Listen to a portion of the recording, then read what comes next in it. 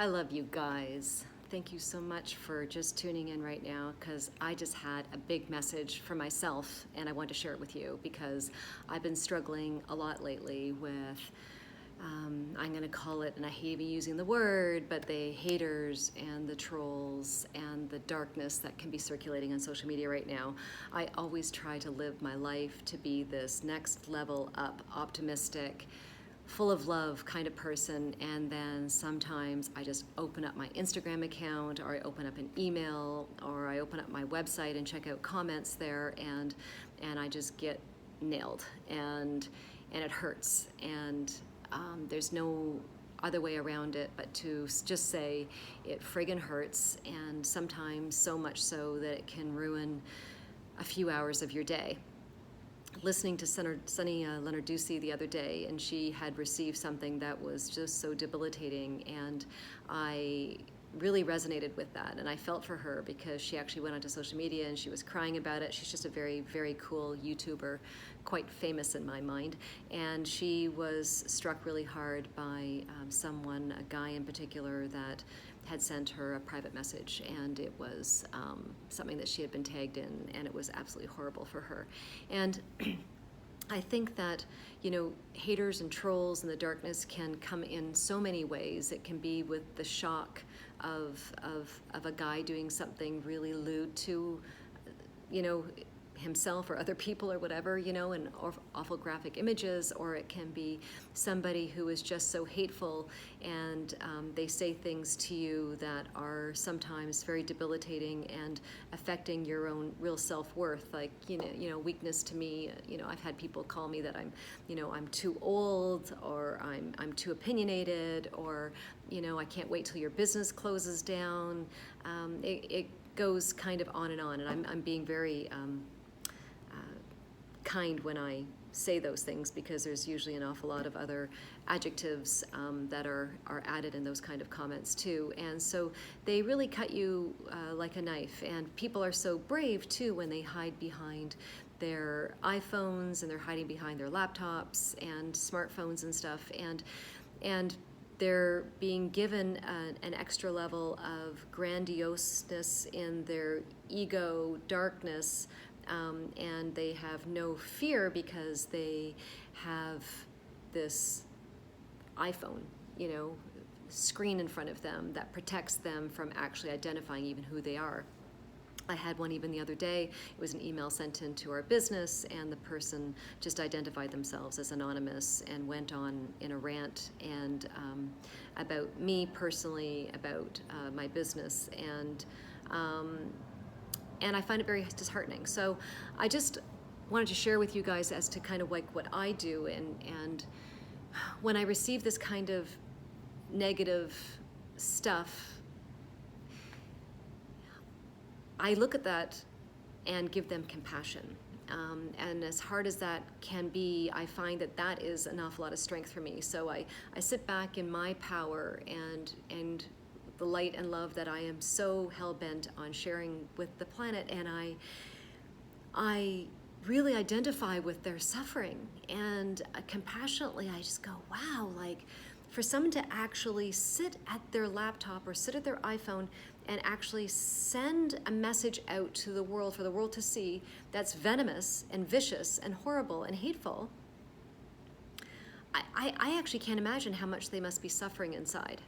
And so I compassionately really pray for them. I compassionately really just give them so much light back, and hopefully that they find their way through to losing this perception that they have of life and how they live.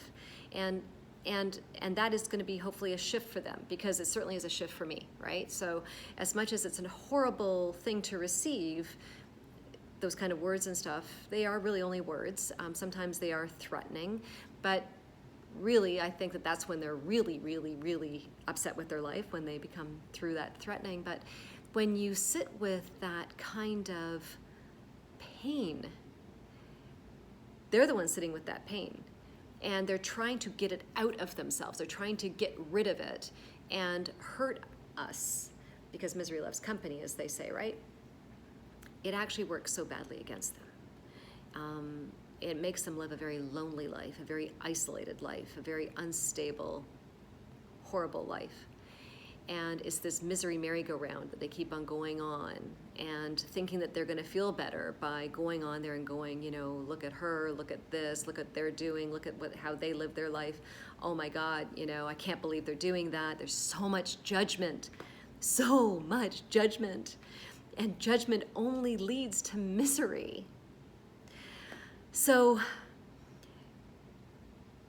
the lessons for me are to step back into my life and lessen my outlook on life with any kind of judgment that I still might have left in me, which there still is, and I am absolutely far from perfect. But I keep remembering how much they must be suffering when they are sending out so much trash and horrible stuff off to the universe. And karma, pays attention to that, right?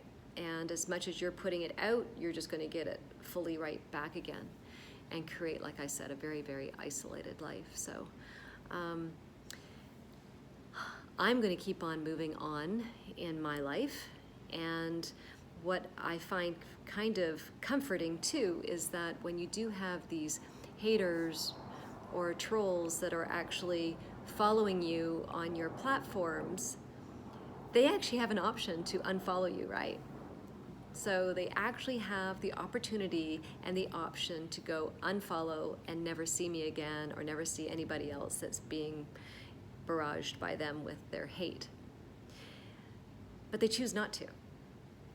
So newsflash to you guys out there that troll the internet to cause pain, inflict pain on others, is that you really are a fan. Because if you keep on following us and me, other people that are being hit up by you, and you choose to not follow me anymore, or you choose to not follow these other people anymore, you really are a fan because you are still following us.